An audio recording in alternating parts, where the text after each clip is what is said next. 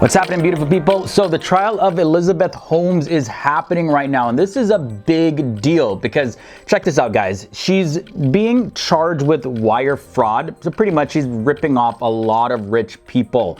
They invested a lot of money into her, and turns out that it was a big hoax. And now a lot of her employees are speaking out. Specifically, one employee named Erica Chung. She's taken to the stand in court, and she said that what the company claims to do, it just isn't true. Now, if you're not familiar, Elizabeth Holmes founded Theranos in 2003, and what she was claiming, like, she was supposed to be the Steve Jobs of the medical blood testing field, and this is supposed to revolutionize blood testing. Apparently, she's supposed to be able to test blood with a smaller amount and do it a lot faster than standard lab equipment. But nope, that was not happening. And her former employee, now whistleblower, Erica Chung, what she said to the Washington Post was that she realized how secretive the company was because they literally told her that she couldn't add Theranos to her description section on her LinkedIn profile, as well as don't add any descriptions of her job on social media anywhere. Just imagine that, guys. And also, here's a big thing. It's pretty laughable, actually. So while Elizabeth Holmes was saying that their lab testing equipment to run the blood test was faster than anything else in the market, they call it the Edison, by the way. But here's the thing. While they were pretending to do blood tests with their machine, they were actually using standard lab testing, blood testing equipment that you can pretty much find in any other lab to run the blood tests. So, you mean this trial is gonna be going on for a while, and a lot of people are angry at her. A lot of people see her as a hero. So we'll be bringing you more videos about this, and we just gotta see how it develops. But it's not looking good for Elizabeth Holmes. All right, so switching gears a little bit. Do you remember that show Smallville, by the way? That show that documented the life of Superman before he actually became Superman? Well, one of the stars from the show, Allison Mack, she played the character Chloe Sullivan. Yeah, things aren't looking good for her.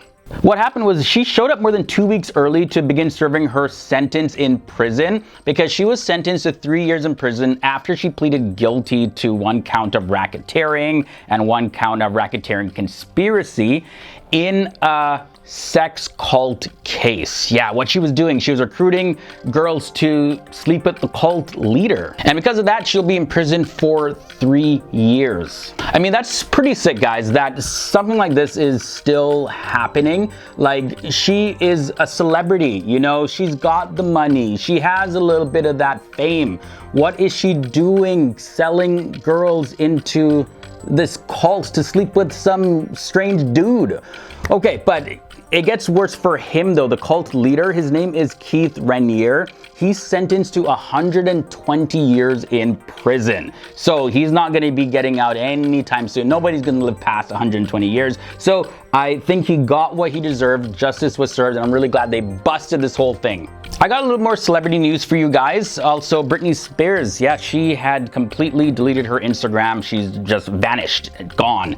But she had tweeted on Instagram saying this: "Don't worry, folks, just taking a little break from social media to celebrate my engagement. I'll be back soon." And you know, Britney Spears has a lot going on in her life right now. You know, I think she has an upcoming court hearing all about her dad releasing the conservatorship that he had over her. So that's going to be some good news, at least. The theory is that, you know, maybe she took some time off of social media because she's scared that something might be posted of her, or maybe taken out of context, maybe ruin her image a little bit, to kind of ruin the good things that are actually happening for her finally. And the final story, we have to blast off into space. There's 4 lucky people that are going to be space tourists. Gotta thank Elon Musk finally allowing space travel to be a lot more affordable.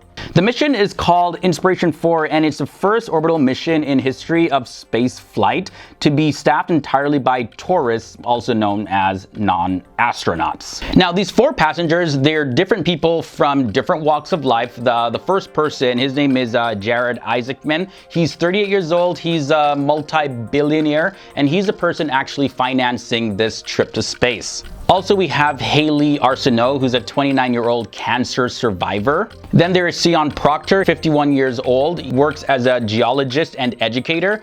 And the fourth person is Chris Sambrowski, who's 42 years old, and he's a Lockheed Martin employee from Seattle.